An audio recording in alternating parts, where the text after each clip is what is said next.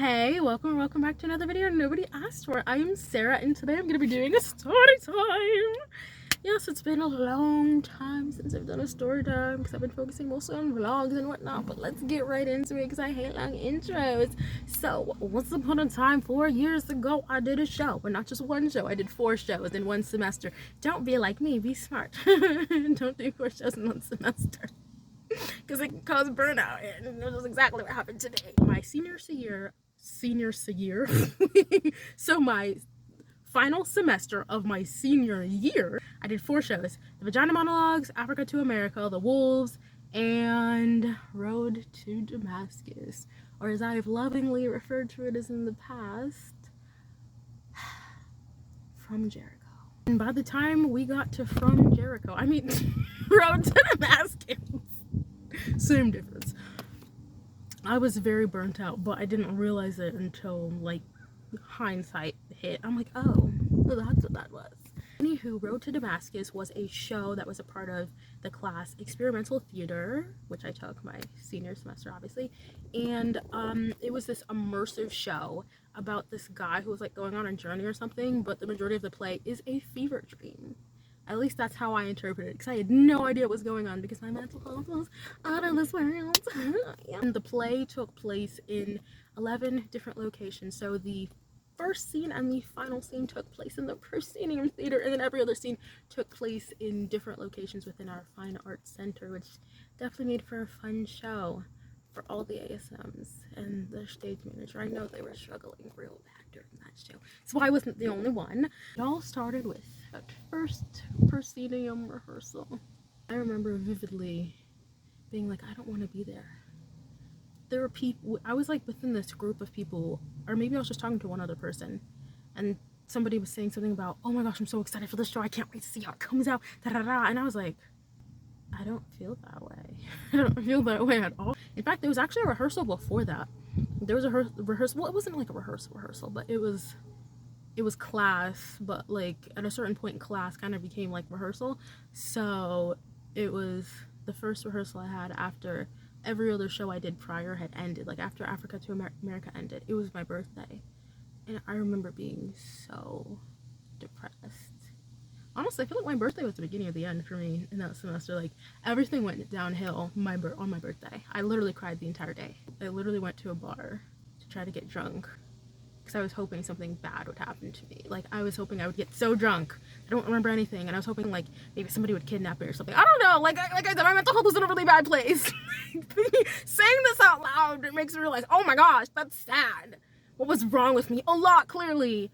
Most of the crap happened during Tech Week and the opening week of the show. So Tech Week, I cried pretty much every single day of Tech, which never happens to me. I usually don't get stressed during Tech Week for shows in the past and shows since that show. I like Tech Week, I'm like, I'm chill, I'm cool. Might be a little nervous because the show is coming up, but I'm not out here like. Our first day of Tech, I had an anxiety attack. So what happened was, our Tech day lasted from 12 in the afternoon to like 10 or 11 at night. I don't remember. In the middle of that rehearsal, we had this like 2-hour break. I think they had pizza that day, or maybe it was the next day, I don't remember. And then people kind of just scurried off and did their own thing. You know, maybe they went back to their dorms or they hung out with friends. And there was this group of people that I was like really cool with, and I wanted to hang out with them, and they didn't want to hang out with me. They were like, no, we're good. Like, go away, Sarah. Leave us alone. We're not trying to do anything you like. Bye. And I was like very hurt by this. Very hurt. Obviously, I was in my feelings because I was very hurt. And when I came back, I'm pretty sure I didn't talk to any of them. Either one of the people I didn't talk to, or like all of them I didn't talk to.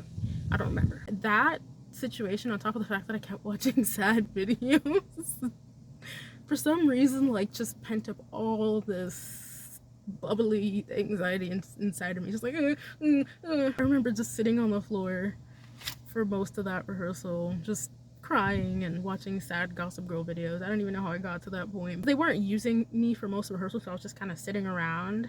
My director did find me like, are you good? Are you okay? I was like, we can talk later after rehearsal. Well,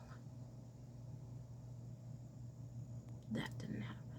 because I had an anxiety attack. We were about to run the final sequence, and then we were gonna be released back to freedom. To freedom! I was in that final sequence, at least the beginning part of it. So I go on stage to take my place, and all of a sudden, oh, this loveliness arises, and I'm like, ah. It was triggered by one person in the cast voice. I'm not gonna say who it was, because it doesn't matter. The thing that broke the camel's back, the straw that broke the camel's back, whatever the saying is. And I remember just hearing this person's voice, and I started hitting the curtain, the ghetto, and I'm like, I can't be here anymore, I gotta leave. I remember just looking around like, oh my gosh, like, I was like, I gotta get out of here. I don't know, maybe there's part of me that wanted to hit that person because I thought that, because I heard their voice from behind the curtain, and I was like, I have to get out of here, and then I just ran out of the theater. So embarrassing. So freaking embarrassing. Ironically, that person was the only person from the cast that actually went to go check on me. Our stage manager also went to check on me, and I do think one of the ASMs also went to check on me. And as far as I know, rehearsal ended after that. Because they're like, oh, Sarah's acting up. She needs to... I don't think anybody thought I was acting up. I think people were just like, what the hell? They're like, what happened? They're like, I don't know. Like, is she good? And then after that, I started going to therapy, and it was just a grad student on campus. Honestly, when I talked, it mostly kind of just seemed like she was into the tea, because she was the like therapist for other people in the theater department too, as she told me. So I'm pretty sure she just was like, oh, I love to hear the theater department tea. Wow, that's kind of the vibes I was getting. I wasn't getting any help, I was just giving her all the tea. She was nice. She saw the wolves and she said I was good at it, so I'll let it slide. Things only got worse after that. Another part of Tech Week that sucked was this dressing room incident. Oh boy, was this a doozy. So what happened was, these two girls were playing their music really loud in the dressing room, so loud that I literally couldn't hear myself think, and I was just like, whoa. I was getting super frustrated. I was like, hey, could you guys turn the music down? You know, not everybody wants to hear that. And this third girl was like, well, maybe it's just you who don't want to hear the music. Maybe it's just you, Sarah. Maybe it's just you. And I was just like, it's just a respect thing. Someone already told us, hey, everybody be respectful. If you want to listen to music, use headphones. Just be respectful, because everybody has their own process when it comes to doing shows. But instead of being respectful, they wanted to play music mad loud. And this person was defending them, and one of the girls who was like playing the music, I think it was from her phone, she was like, it's okay, it's whatever, I'll turn it off. Giving me mad attitude for what, like, I was so polite. It would have been one thing if I came up all up in their face like, turn that off, mad annoying. And this other girl who no one was talking to, especially not me, you had to get up on my face talking about, so maybe it's just you who don't want to hear it. It's like, who are you to speak for everybody else? After that incident, I felt very uncomfortable around those girls, and I felt very uncomfortable in the dressing room. So I ended up, like, I think the girl who got up all in my grill was sitting like right near me, and I was already having a bunch of anxiety, so I wasn't even trying to deal with that. So I ended up moving to a different spot in the dressing room, because I was like, I don't want to be near her, I don't want to be around her. Like, being near her makes me mad anxious. This was our final tech dress rehearsal that this whole situation went down. I remember hearing a bunch of the girls talking crap about me over this situation. They're like, oh my gosh, the music wasn't even that loud. What's wrong with her? What's her problem? Da, da, da. I just felt like it was me against the world, because it was just very anxiety inducing. I remember after rehearsal talking to my stage manager about it and being like, hey, like, this happened and whatnot. And she was like, you know, I'll send out email saying something, you know, because that shouldn't be happening. I texted one of the girls, like the girl who was playing the music specifically, I had her number, and I texted her to apologize, because I was like, you know, maybe what I said came off as rude. And, you know, she gave me a bunch of attitude. She's like, you need to watch how you talk to people, I don't really care. And I was like, I've been going through a lot mentally and everything, and I didn't even come at her sideways or anything. You would have thought I went up to her face and cussed her out the way she was acting, like I was so in the wrong. I was just like, you know what, whatever, it's done. Thankfully, she had no idea what I meant by, wait, no, I didn't say it's done, I said I'm done. And then a few hours later, I was in the hospital. So there was that. I'm not gonna really talk about what happened between that text being sent and me being admitted to the hospital. All I will say is my RA got called, the ambulance was called, I went to the hospital. In case anybody thought I was capping about the hospital thing, this is my Google Photos. Look, Tuesday 3rd, April 2019, April 23rd of 2019. She went to the hospital. And then this is a photo from the show a few days later. I got admitted at like 2 in the morning, 1 or 2 in the morning, because our rehearsal got out really late. I was on a hospital bed in the hallway. I couldn't see any window, so I had no idea what the weather was like. I remember I had to wait so long to talk to like the counselor lady or whatever they had at the hospital. She almost didn't let me go. I remember like talking to her the first time, and she was just like, yeah, you're gonna stay here for the rest of the day. And I was like, what? It's opening night of my show. I can't be here. It's opening night. You have to let me go. He was like, well, you should have thought of that before. I'm not gonna finish that sentence. And I remember just sobbing.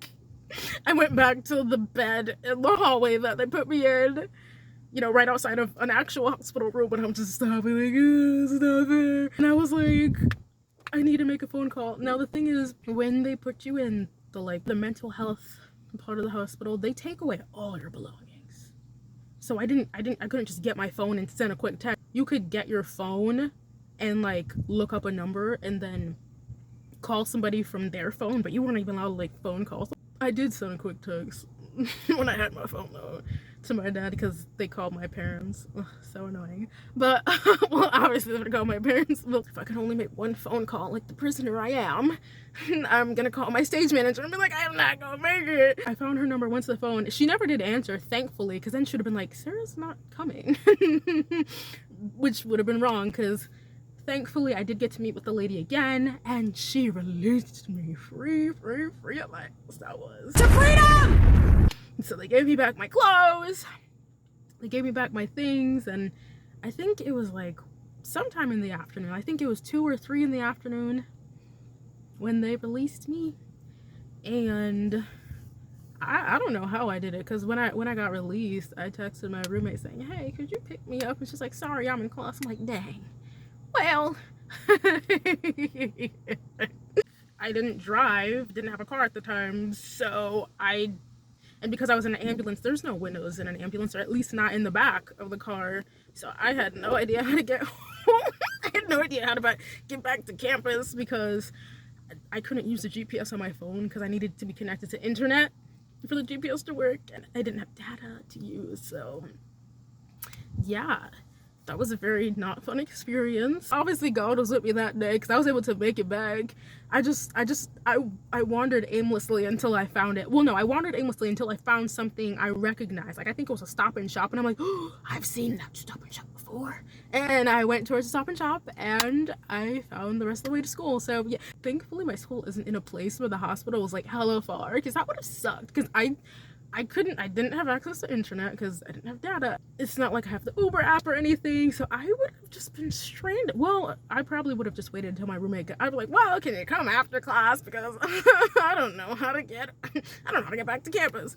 Thankfully it was close enough for where I was able to walk. It only took like a half an hour, so it was fine. A few days after this, we're into the show week and everything. And the girl who got it all up in my face talking about well, maybe it's just you who don't want to hear the music. She was playing music from her phone, and I was just like, hey, don't you think your music would sound better in earbuds? Looking back, that probably wasn't the best way to go about it, especially considering what happened days prior. Granted, I wasn't sass. I wasn't like, don't you think that would sound better in some freaking headphones? Like, I didn't say it with any sass. I said it almost jokingly. Honestly, I should have just kept my mouth shut, because then she came for me. She started screaming in my face. I don't even remember what she said. I don't remember what she said. I blacked this part out because, you know, it's a bit traumatizing, not gonna lie. All I remember is that after she started yelling in my face and I started crying. And that one girl that I texted before I ended up in the hospital, she was laughing And I remember saying, see, this is why I don't feel comfortable around you guys in the dressing room. But because old Yeller didn't. So I just wanted to mention that since this has all gone down, I think either in 2020 or 2021, the girl that I rudely referred to as Old Yeller has apologized. So I have no hard feelings towards her. I just want to just put that out there. Hear me. She was like, what did you say? And I just said it again. I was like, this is why I don't feel comfortable around you guys in the dressing room. And then I ran to the dressing room. I found my stage manager. And I was like, I can't be around them. I can't be around them. And she ended up giving me my own dressing room. Granted, it wasn't like an actual dressing room. It was just this place that had shower room on it. There was a shower in there, and then there was also like a little sink, and I put my makeup and whatnot there. And I still had to go back to the big dressing room and get all my stuff and whatnot, which was very uncomfortable. Because, you know, I'd walk in there and people would be talking about me, which is always nice. And on top of that, like, since people knew I was in there, you know, people would walk by and say, oh, it's stinking here, it's stinking there, it's stinking there. You know, basically trying to say that I stink. I remember one time I went in there and it smelled like freaking Axe. Ooh, I had to collect myself for a moment there. I didn't think I'd get so emotional, but yeah, they sprayed Axe in the room. How do they know I wasn't allergic to Axe? Like, imagine I had an allergic reaction and I had to go to the hospital again. That would have been absolutely insane, and it would have been their fault. I don't know exactly who did it, but I have a feeling I can narrow it down to at least 3 people. I remember my director said he wanted to talk to us about it, but he never did. My stage manager, the day of the final show, she pulled us all together. She talked to us, and basically they lied, made themselves out to be the victim. They played dumb. They were like, oh, we didn't understand why Sarah was in a different dressing room. We didn't understand, despite the fact that I was literally crying and I said I didn't feel comfortable around them. Made up a bunch of bull. And the stage manager believed me, and then she invalidated my feelings and said, well, you just feel that way because your mental health is in a bad state. And I was like, thanks.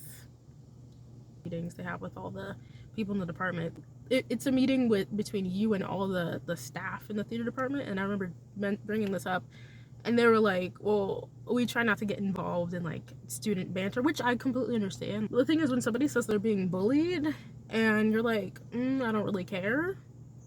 When somebody's literally having anxiety attacks during a rehearsal, when somebody feels the need to move to another dressing room because they don't feel safe around their castmates, like, I would have a talk. I not only would have a talk to that person as a director, I would have a talk with the whole cast and say, we don't treat people like this. We're supposed to be a family.